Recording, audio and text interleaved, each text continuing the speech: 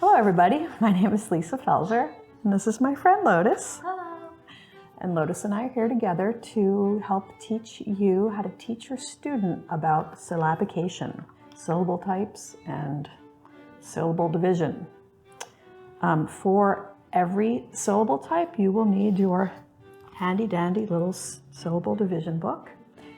It is organized in the same order as our curriculum and our scope and sequence. You also have a chart in your volunteer training binder that shows all the different syllable types and gives you examples, and then the syllable division patterns.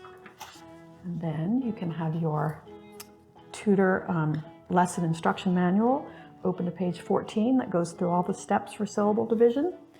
And you have even more information inside the last tab of your volunteer training binder. So the next syllable type that we're going to talk about is called diphthongs. That's a crazy word. And the diphthongs are sometimes just called noisy vowels. And it would be ow, like O-W, and O-U, say ow. A-W and A-U say aw. O-I and O-Y say oi. And O-O can say oo or depending on its use. So those are the diphthongs. We're just going to do 3 examples of how to decode a diphthong. You ready? Mm-hmm. Which one you want to do first? This one. Okay. All right. Tell me your process. We're going to underline the vowels.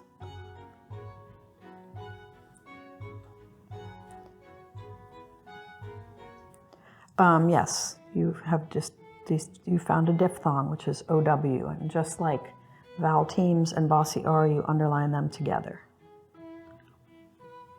And she's labeling her consonants in between. And we've got the VCCV going on again. And then you've got another. Oh, look at that. Okay, so this brings us to a new trick. If you have a word that ends in ER, it's acceptable also to just circle the ER like a suffix, because often it is a suffix, and then decode the rest of the word, because you know ER says at the end. So go ahead, and this syllable is? A closed syllable. Yep. So you got your brev. Yep. And what's your next syllable? It's a diphthong. So it's DT. Very good.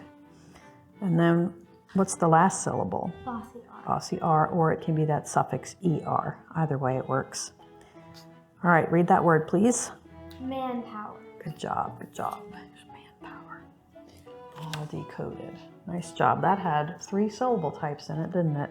Closed diphthong and bossy R. How about that one? Underline, yep, you got your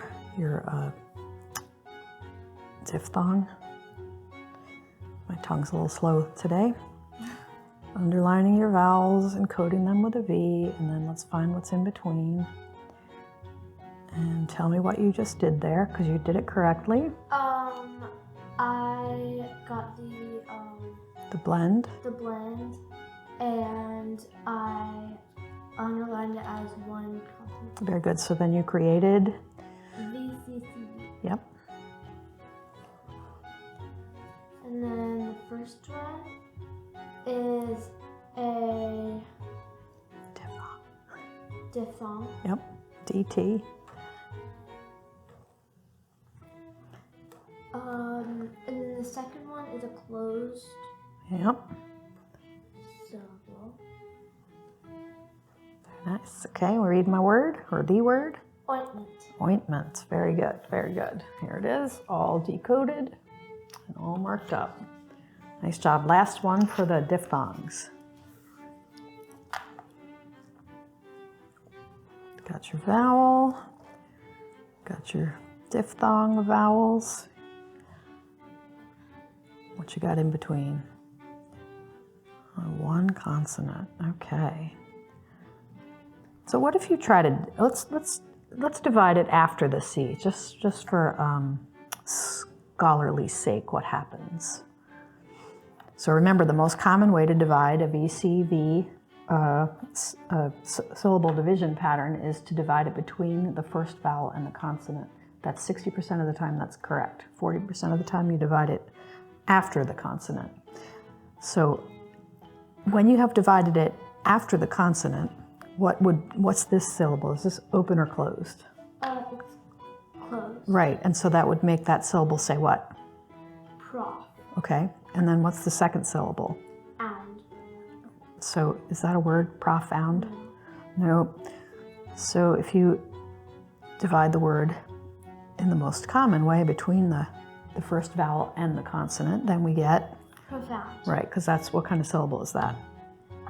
An open syllable. Correct, so how do you code that? Very A good. line and then L. Yep, and then how do you code this one? It's a vowel T. No, that was a diphthong. Oh, it's a diphthong. Yes. DT. So DT.